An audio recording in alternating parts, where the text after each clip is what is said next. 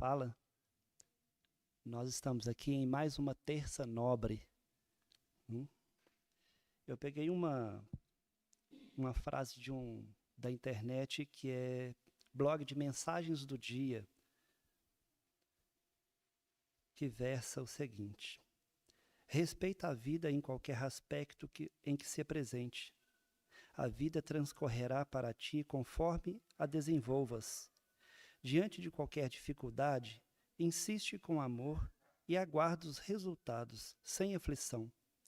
Não blasfemes, nem te rebeles, quando algo não te corresponder à expectativa. És vida em ti mesmo, e o exterior sempre refletirá o que cultives internamente. Joana de Ângeles, Divaldo Franco.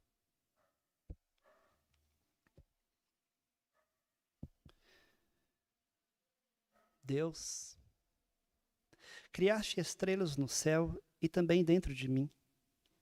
Minha estrela, para brilhar, precisa de ti, ó Deus, da tua energia e poder. Pousa sobre mim a tua mão. Preenche-me de generosidade, paciência e misericórdia, tornando-me maior. Quero viver acima do toma lá da cá, romper o costume de só ser educado com os educadores, de só ser generoso com os generosos. Quero ser bom, mesmo sem receber bondade, ser atencioso, mesmo sem obter atenção, ser verdadeiro, mesmo sem ter condição. E que o Senhor Jesus possa nos dar a condição de uma noite perfeita, de brilho, e que nós consigamos entender e absorver toda a mensagem que será trazida a todos nós. Pedimos que abençoe cada lar aqui representado e esteja conosco. Que assim seja. Bom, nós estamos aí com o último tema do mês, que é valorização da existência. Quem vai trazer para a gente é Thales de Oliveira. Pode ficar à vontade, a casa é sua.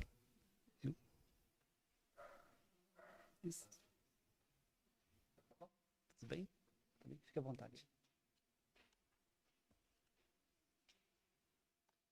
Tá bom? Pode suspender um pouquinho aqui.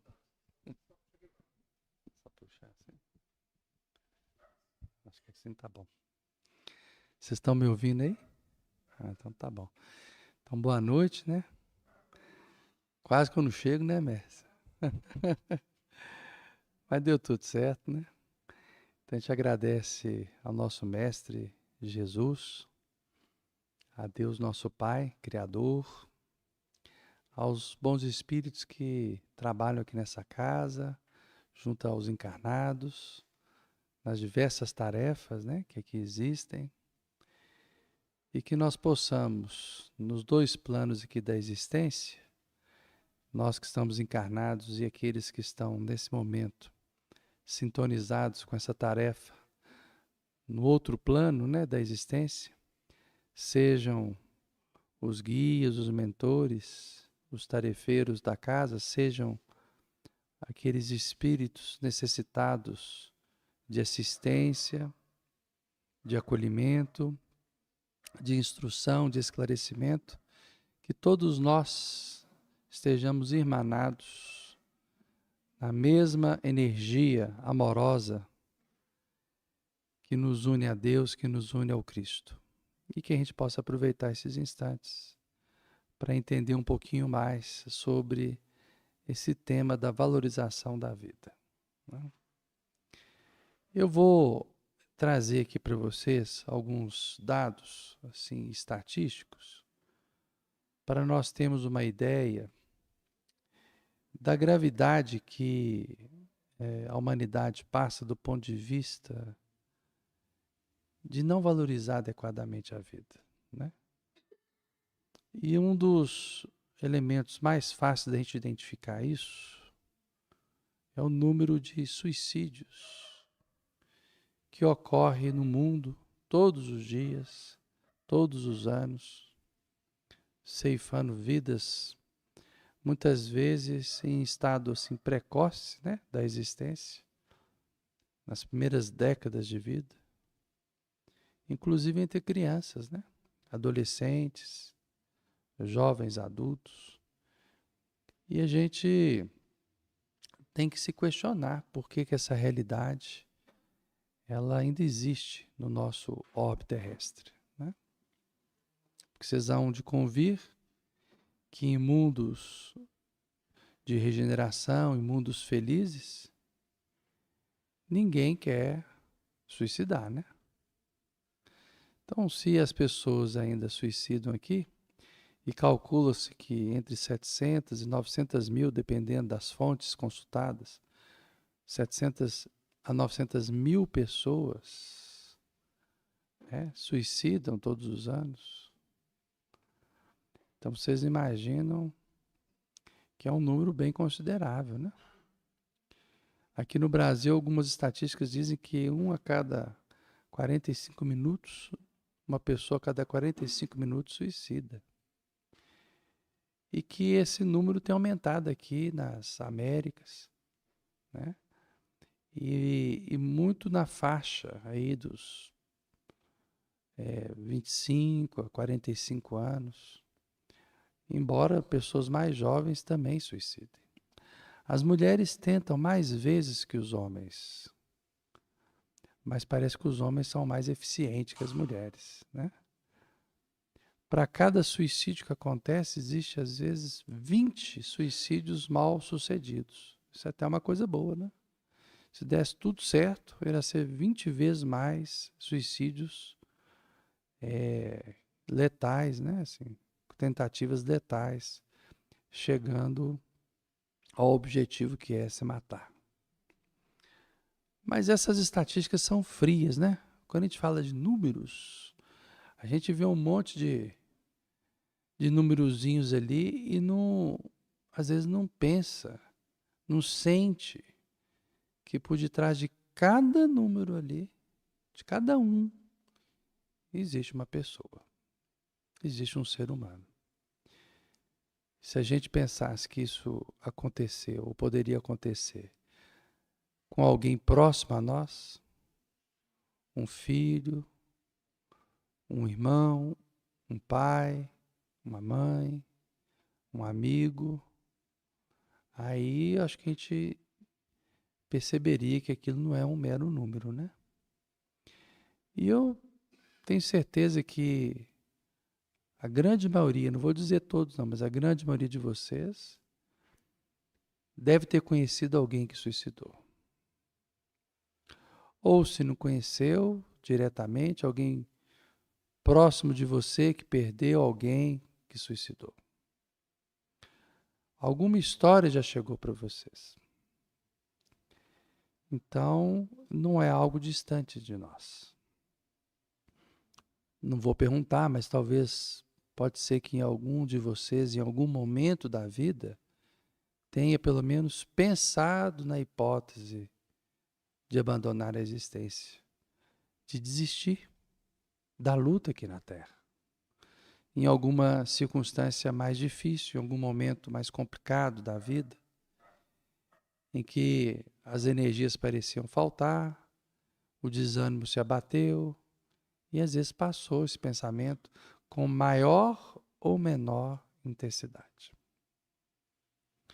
Agora, por que será que as pessoas aqui na Terra ainda pensam em se matar? Provavelmente elas estão achando que a vida delas não vale a pena. Ora, por que uma vida não vale a pena? Essa é uma pergunta que a gente deveria se fazer. A nossa vida vale a pena? A nossa vida realmente tem um valor suficiente? Você sabe a diferença entre valor e preço, né? Preço a gente compra as coisas, né? Você vai no supermercado e pergunta assim, quanto que custa isso aqui? Ah, o preço é tal. Aí você paga o dinheiro lá e você leva a mercadoria. Mas a vida não tem preço. Você já viu indexado em algum lugar um rótulo falando A vida custa tanto porque a vida não está à venda. Até porque o único ser que pode dar a vida é Deus. E eu acho que vocês vão convir comigo que Deus não deve estar precisando de dinheiro, não. Não é mesmo? Acho que ele não está precisando vender nada. Por uma razão muito simples, tudo é dele.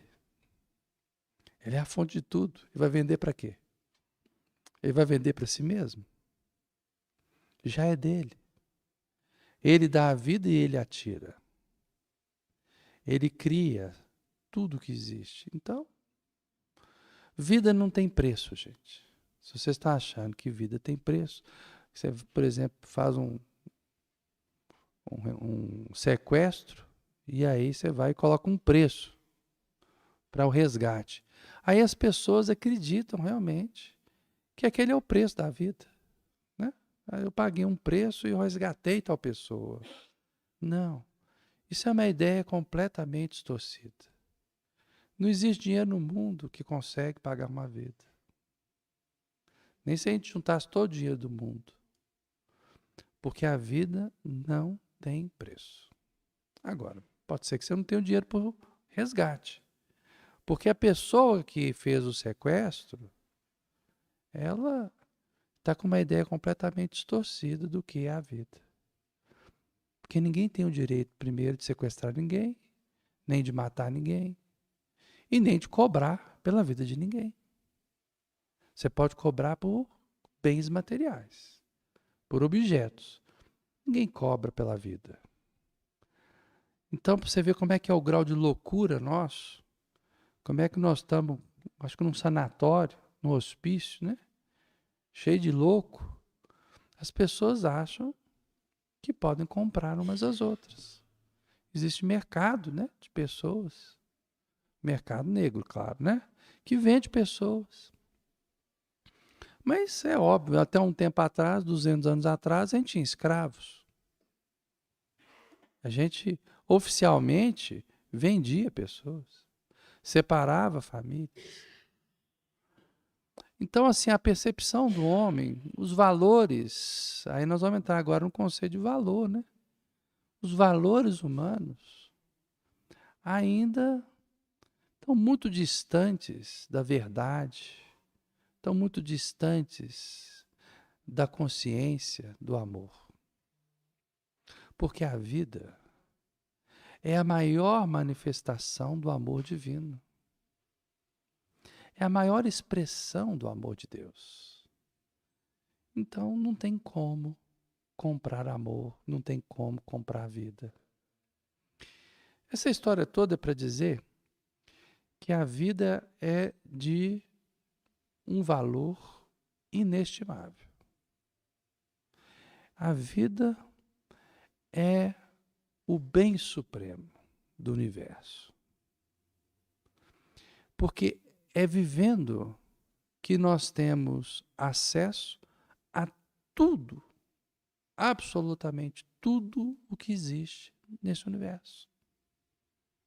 Qualquer coisa que vocês imaginarem, seja um bem material, seja uma emoção, um sentimento, uma experiência, você só tem acesso através da vida.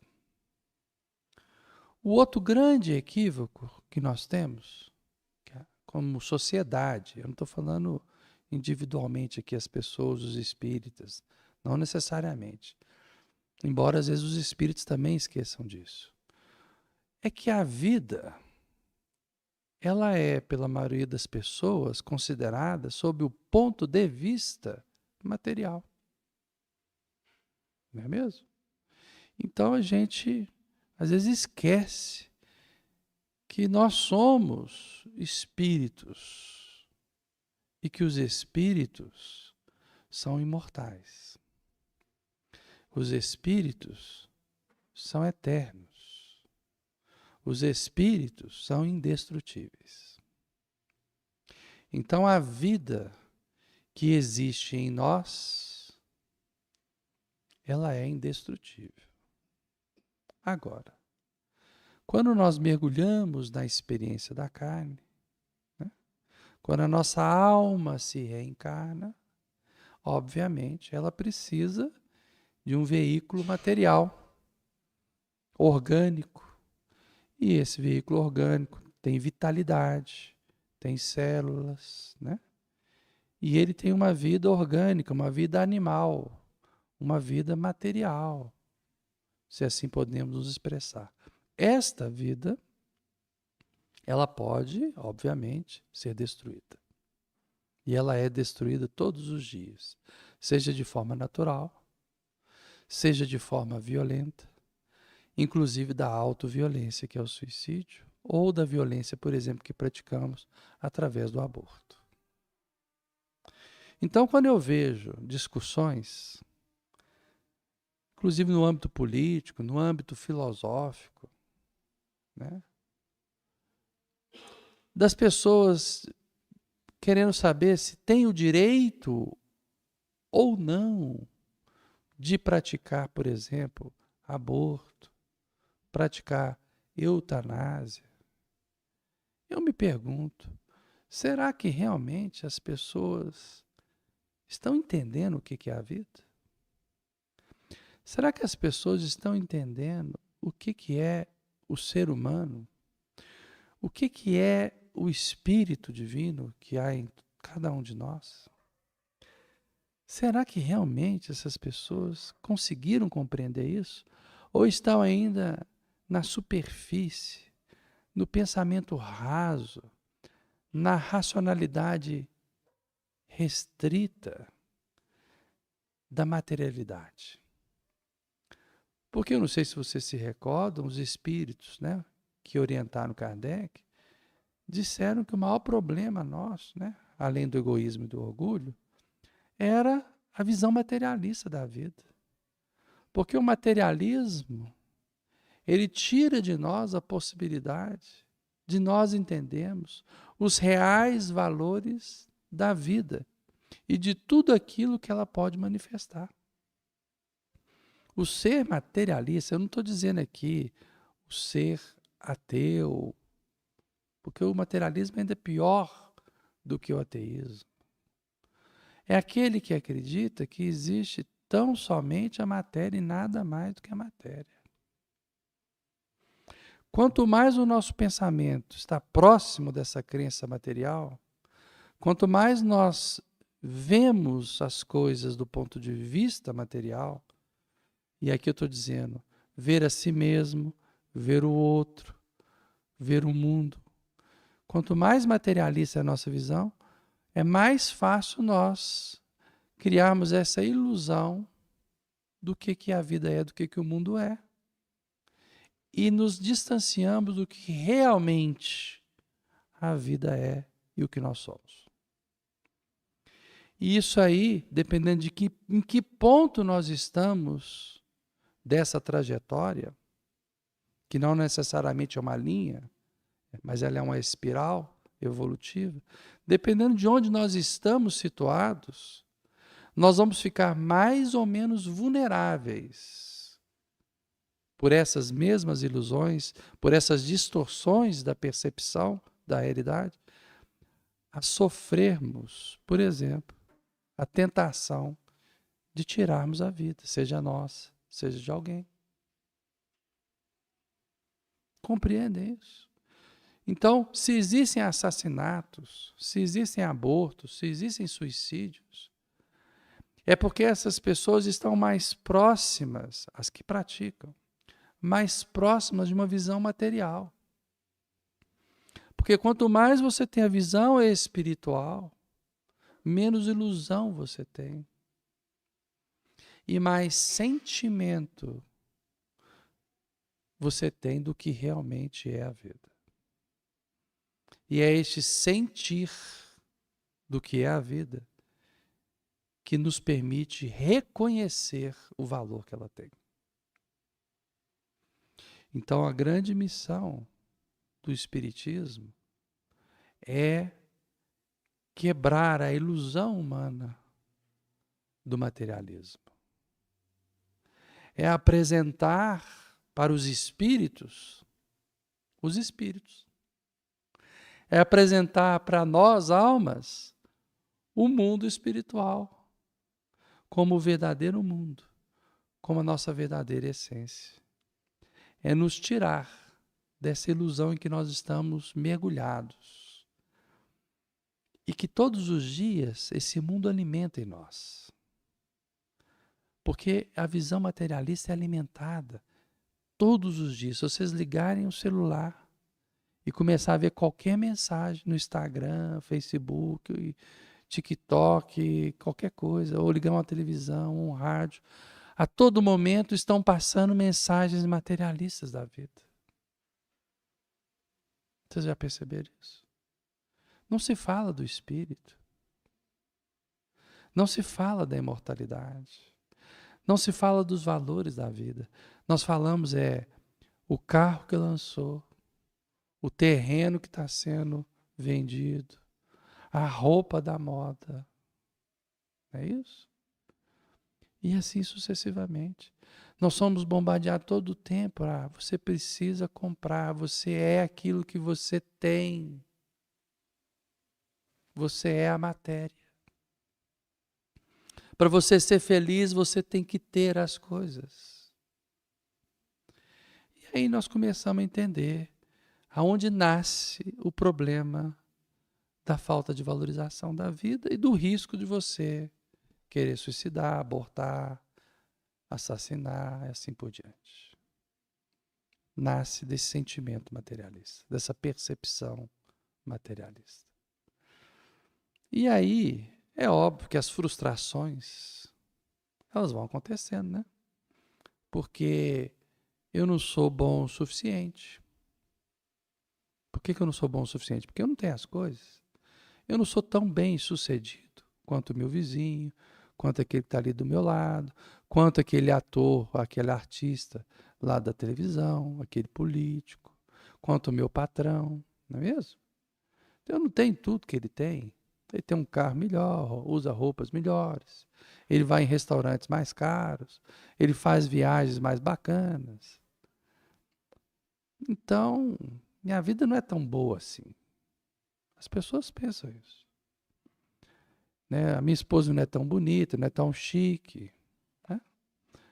Eu não posso morar nos melhores bairros.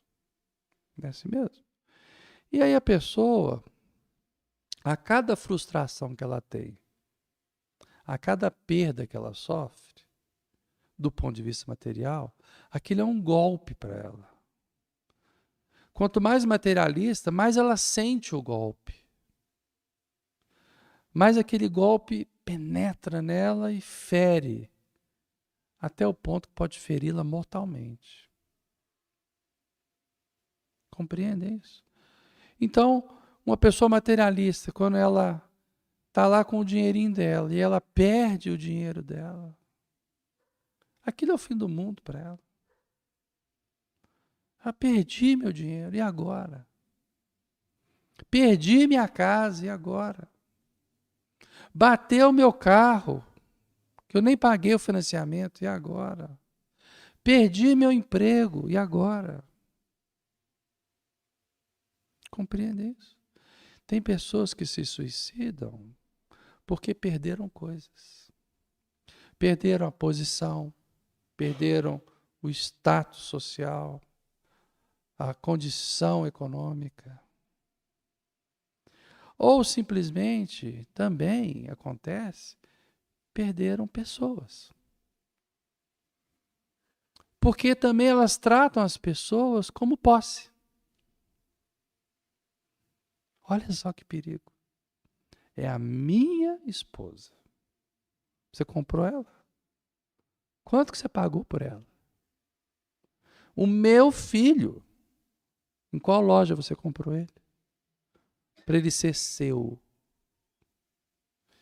Ele é o seu filho temporariamente. Deus colocou sob a tua guarda para você cuidar, orientar.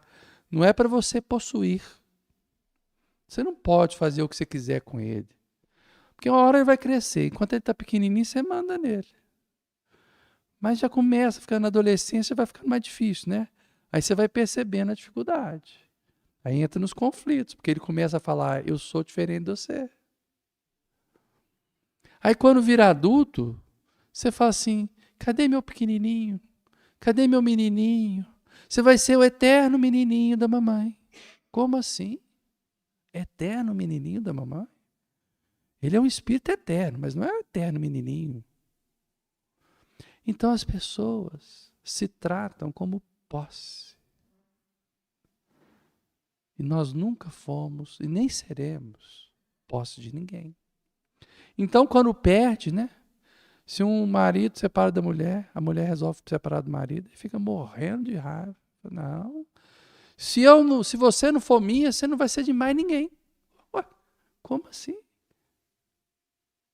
Você já ouviu essa frase? Aí vai lá e mata o que roubou a mulher dele, porque a mulher era dele. Compreendem isso? Então, no materialismo está a base de todo esse sofrimento, de toda essa ilusão, de toda essa distorção. Por isso que o budismo falava sobre a lei da impermanência. Tudo aquilo que é impermanente, tudo aquilo que pode ser destruído, porque a matéria está em constante renovação, está se transformando continuamente. Tudo isso é impermanente. As únicas coisas no universo que permanecem sempre são Deus, o amor e a verdade. Os espíritos, no caminho de ascensão, em direção ao amor, à verdade e a Deus, vão se transformando, até que eles possam se unir, entrar em comunhão perfeita com essas coisas que são imutáveis. E quanto mais você entra nessa comunhão, mais feliz você é. Menos suscetível você se torna ao sofrimento, à dor. E as perdas já não te afetam tanto mais. Esse é o estado de felicidade dos espíritos puros. Então, voltando aqui para o nosso mundo, porque nós não somos puros, né? Nós somos bem imperfeitos,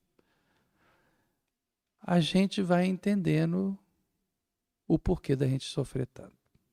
Eu, quando estava preparando essa palestra, eu falei assim, como é que eu posso entender essas coisas a partir de Jesus?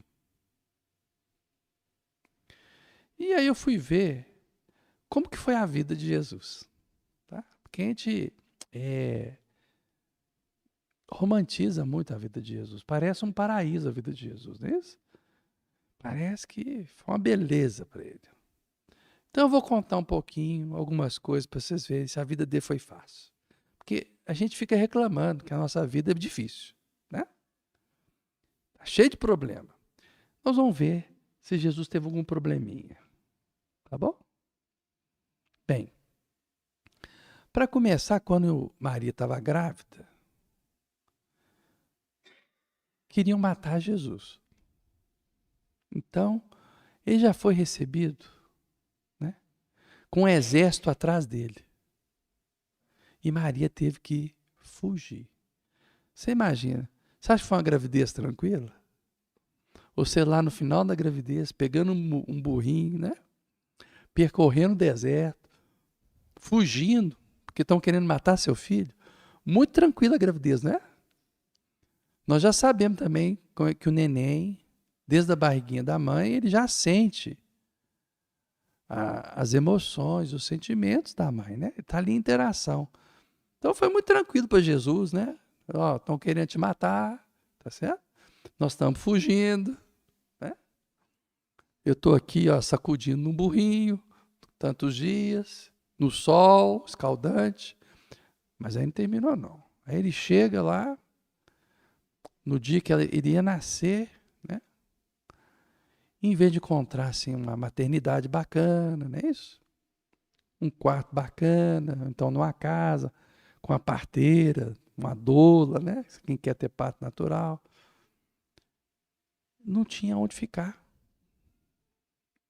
Não tinha onde dormir, pernoitar. Aí colocam ele num estábulo, junto com os animais. Todo mundo aqui ia ficar muito satisfeito, não ia? No dia de ter o parto, né? Ficar num lugar assim bem cheiroso, né? Bem limpinho, junto com um monte de bichinho. Porque todo mundo fala assim, ele ficou entre os animais, que beleza. Vou colocar vocês num estábulo entre os animais, né? Para ver se vocês vão achar bom ter o neném lá. Vocês vão achar? Às vezes as pessoas fantasiam muito, né? Vamos trazer para a realidade nossa. Aí ele nasce. Todo mundo, quando o neném vai nascer, coloca aquele berço maravilhoso, compra as melhores coxas, tudo cheirosinho, tudo, escolhe a cor. O berço dele foi palha. Vocês já deitaram na palha, gente?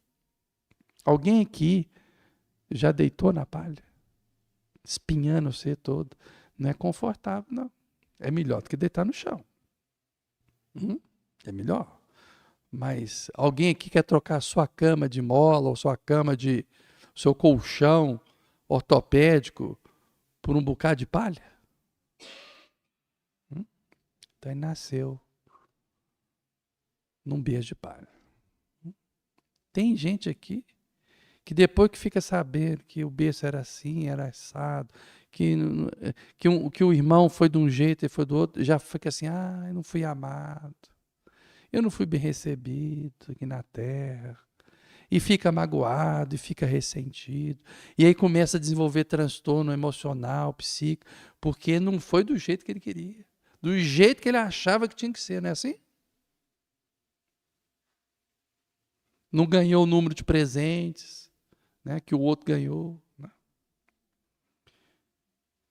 E deram para uma criancinha, em vez de dar brinquedo, em vez de dar uma roupinha mais confortável, deram ouro. O que a criança vai fazer com ouro? Mirra, incenso. Ok, tem a simbologia, é bonito. Mas o que uma criança recém-nascida faz com isso? Vocês iam gostar que desse assim mirra, incenso para seus filhos? Na hora que eles nascessem? Ok. Aí Jesus cresceu. Né? A família dele era uma dona de casa e um carpinteiro. Não tinha curso superior, não tinha casa de 2 andares, provavelmente não tinha um quarto exclusivo para ele, né? Ninguém fala, né? Quantos quartos tinha na casa. Você teve que dividir com os outros irmãos que eram mais velhos. Né? Mas beleza. Aí cresceu. Você acha que ele ficou só indo para a escola, estudando, fazendo dever de casa? Não. Ele foi aprender o ofício da carpintaria. Ele foi ajudar o pai a trabalhar. A ganhar o pão de cada dia. Aprender uma profissão. Novinho. Trabalho infantil. Você acha que ele reclamou? Foi que absurdo. Como assim? Eu vim aqui para salvar o mundo, você está botando para serrar madeira? Eu vou ter que gastar meu tempo aqui com você, fazendo móvel? Não é isso? Aprendeu, foi um exímio carpinteiro. Vocês estão entendendo isso, gente? Foi uma beleza, né? Tudo ideal, igual é hoje, não é isso? A gente enche de cuidados os filhos, não pode isso, não pode aquilo. Faz tudo isso hoje em dia e o filho cresce revoltado. Quanto mais você dá para o filho hoje, mais vazio ele fica. Mais sem limite. Mais incapaz de lidar com a frustração. Mais preguiçoso. Mais revoltado. Não é engraçado isso? E fala, minha vida foi uma porcaria. Desde o início. Minha mãe tinha 10 filhos, nem olhar para minha cara. Não fui amado. É isso. Gostava mais do fulano que do Beltrano. Eu não ganhava os brinquedos. Minha roupa não era melhor. E fica reclamando. Vocês viram Jesus reclamar lá no Evangelho de alguma coisa? Muito bem. Não, ele falava, honra o teu pai e a tua mãe. Pois bem, aí cresceu, aí ficou grande, né? Adulto. Muito inteligente. Vocês imaginam alguém mais inteligente que Jesus? Aqui na Terra? Bonito, cheio de saúde. Vocês devem imaginar que ele ia arrebentar a boca do balão, porque a gente quer os nossos filhos assim, né? Fortes, bonitos, saudáveis, inteligentes, para eles serem bem-sucedidos na vida, não é isso? A gente cria para eles terem sucesso. Não é assim que a gente cria os filhos? Muito sucesso, para ele ser feliz, que é o sucesso que traz a felicidade. Aí Jesus cresce e aí o que acontece com ele? Vamos ver a vida de adulto de Jesus? Qual que era o emprego dele? Desempregado. Não tinha emprego, não. Ganhava salário. Ele tinha um guarda-roupa, cheio de roupa. Uma túnica. Muitos sapatos, né? Não, uma sandália. Ah, não, mas ele tinha pelo menos uma boa casa, não é isso? Não, não tinha casa. Ele era sem teto. Então, desempregado, sem teto, com uma roupa do corpo, sem salário. Vocês já tinham visto Jesus sob esse prisma? Pois é. Ah, mas ele tinha pelo menos um jeito de locomover, porque tinha que ir para uma cidade, para outra, né, no meio do deserto. Não, não tinha nem um burrinho. Ia a pé.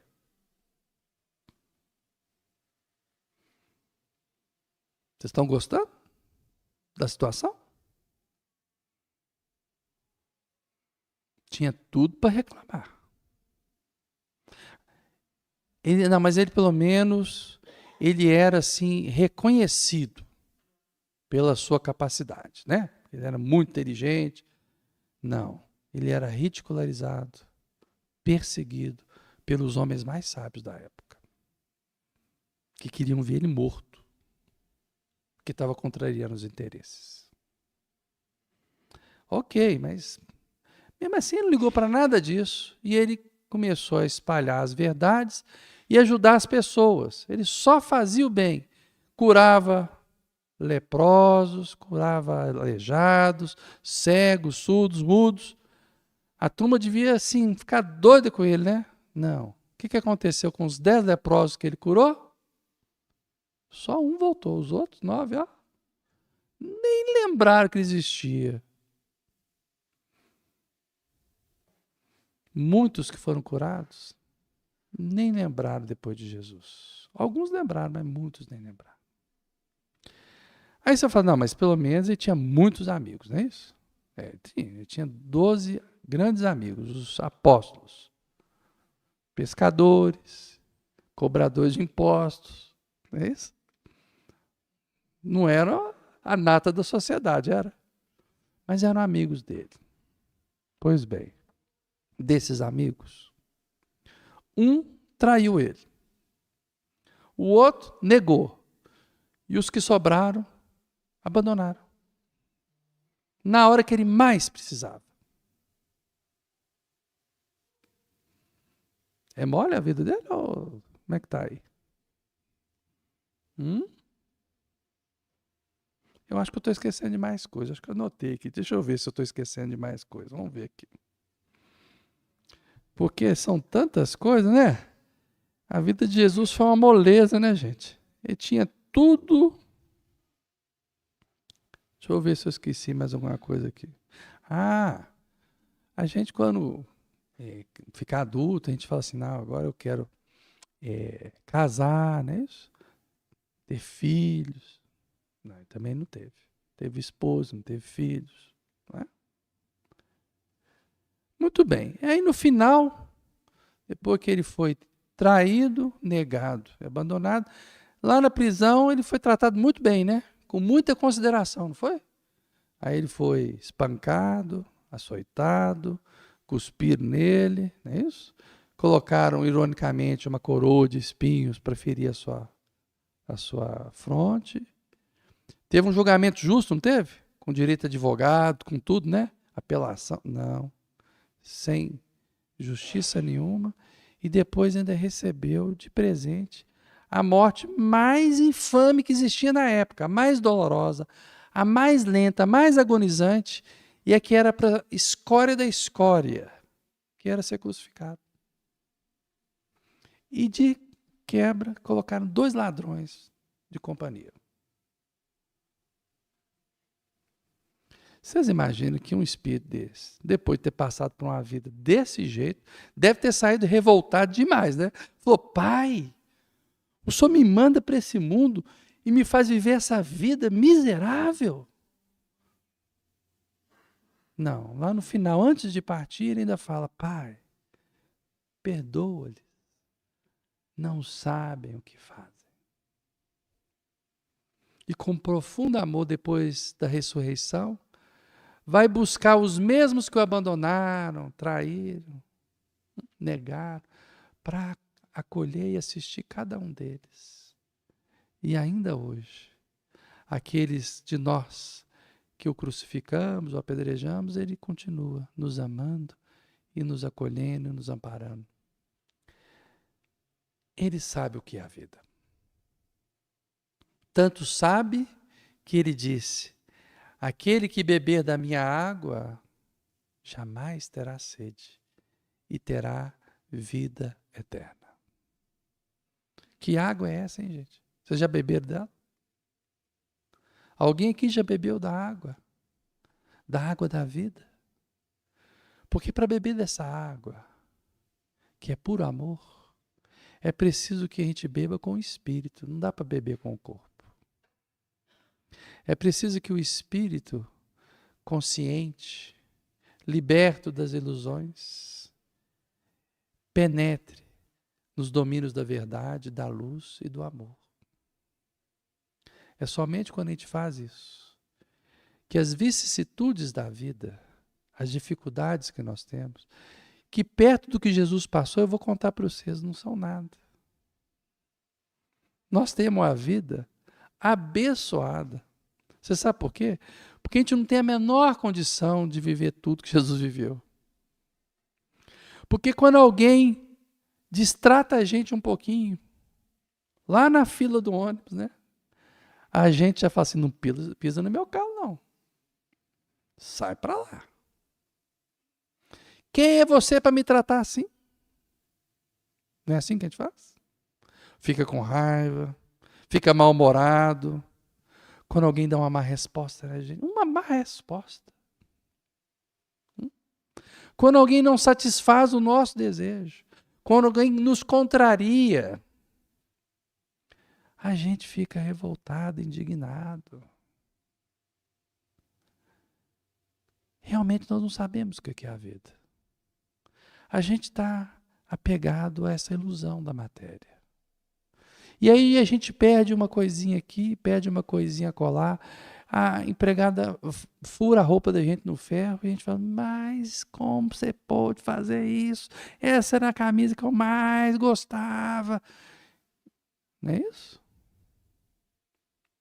Chega em casa com fome, aí aquela melhor parte da comida que você fala assim, eu vou comer, aí você descobre que chegou alguém na frente e comeu. Você fala, nossa, mas eu que sou o chefe da casa, eu que trabalho todo dia, eu que boto dinheiro aqui, eu que compro comida.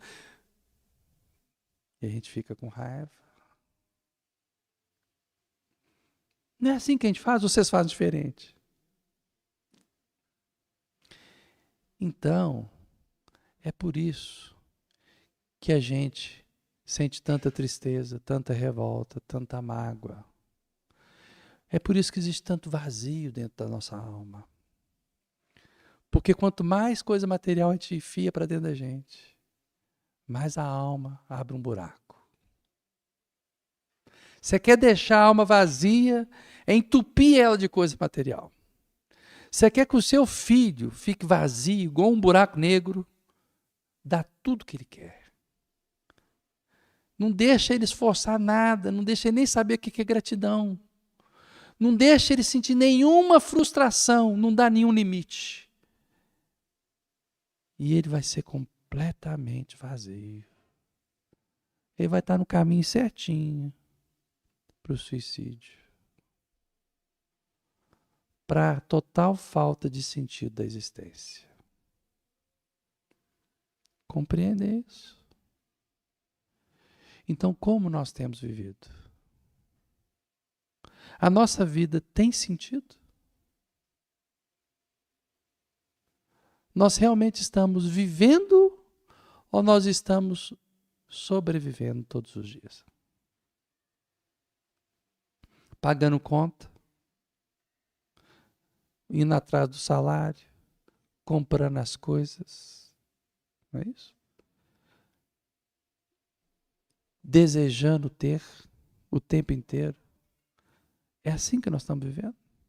Porque se for assim, é certo que nós vamos encontrar no nosso caminho desolação, tristeza, frustração, culpa, remorso, depressão, ansiedade, angústia.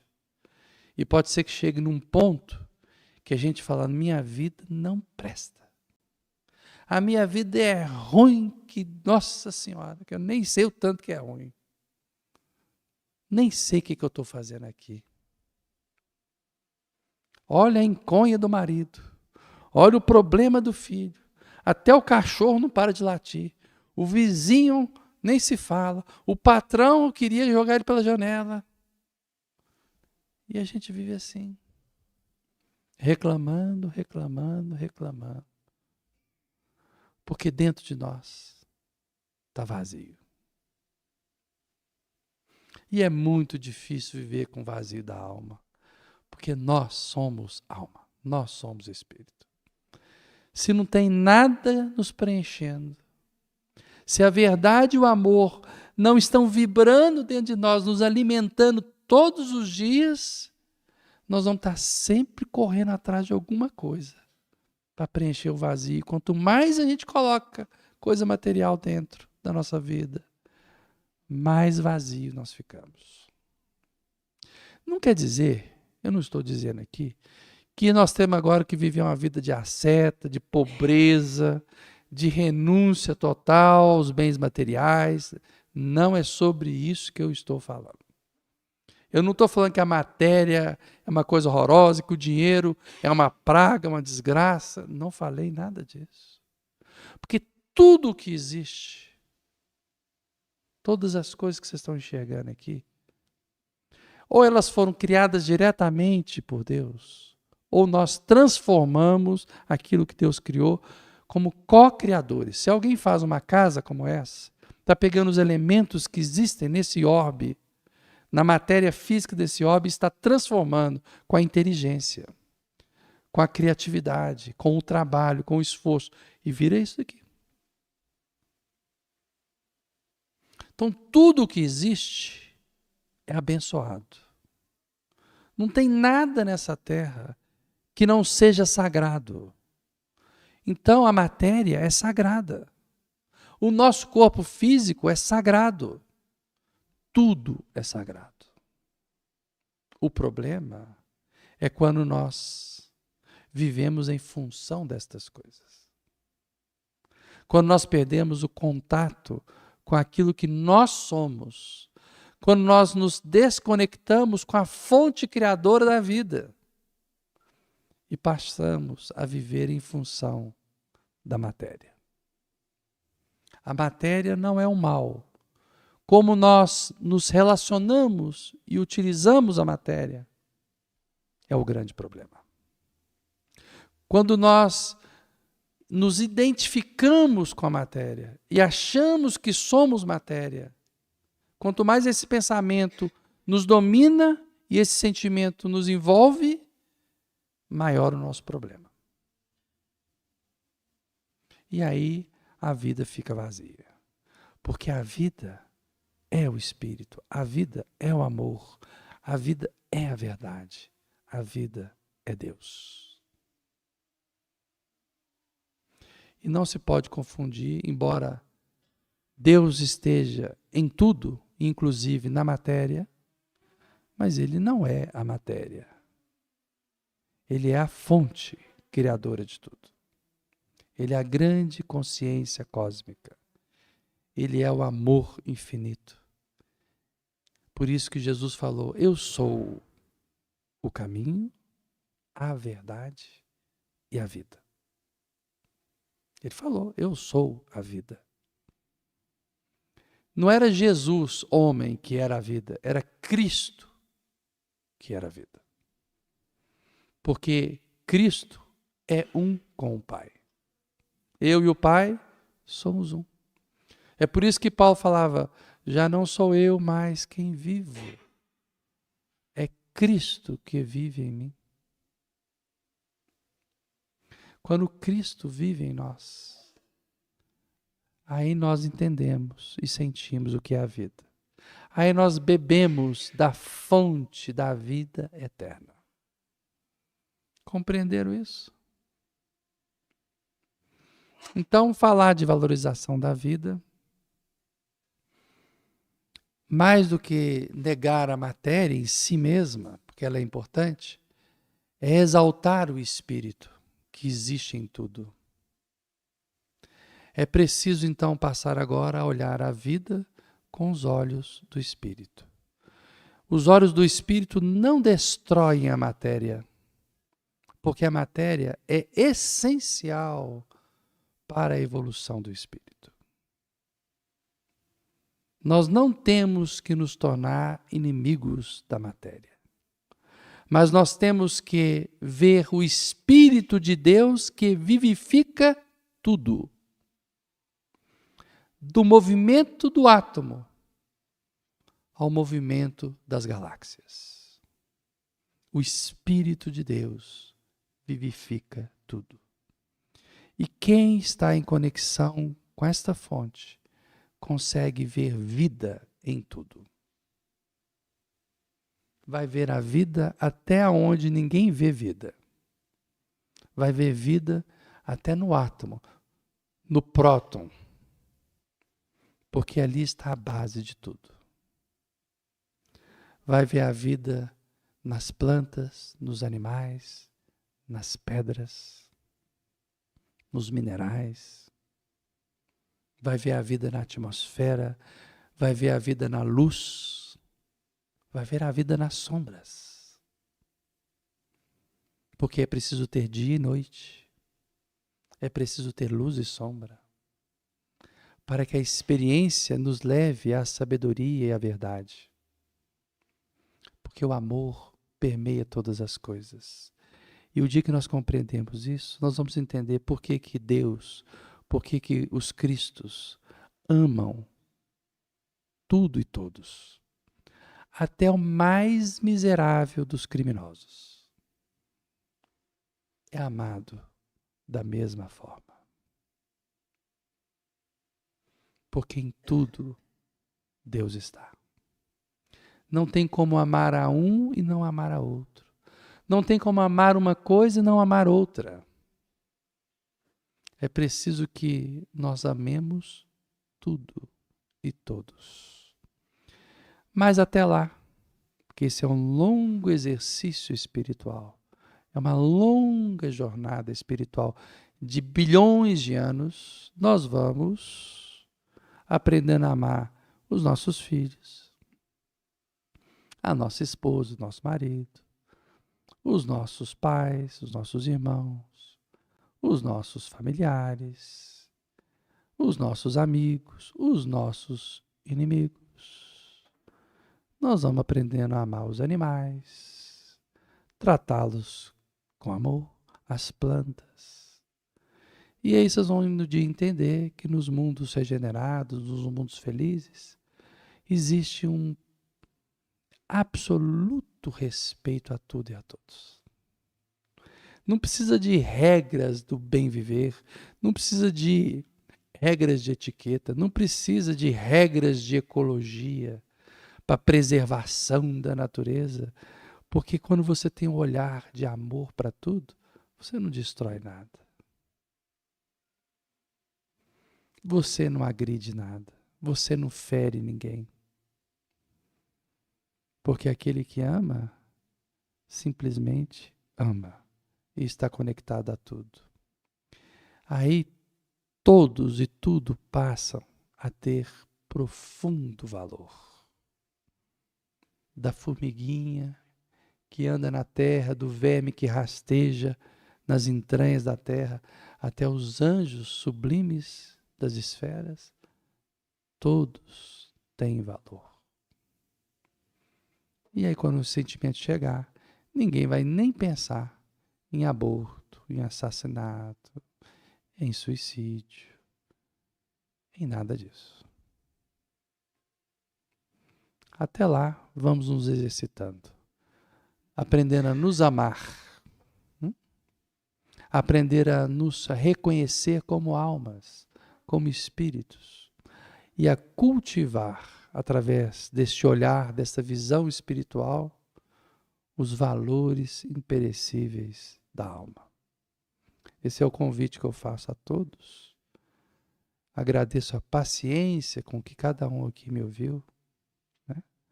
Encarnados e desencarnados. E não temos a pretensão de sermos perfeitos. Não temos a presunção de que não vamos errar. Nós ainda estamos na faixa evolutiva em que a experiência é feita através de tentativa e erro. Mas é preciso que as nossas consciências estejam despertas. Porque já não podemos cometer os mesmos erros do passado. Temos os mesmos condicionamentos, alimentarmos as mesmas ilusões. Já é hora de um novo mundo, de uma nova terra, de uma nova vida. Que Deus ilumine cada um de nós na nossa trajetória espiritual. Muita paz.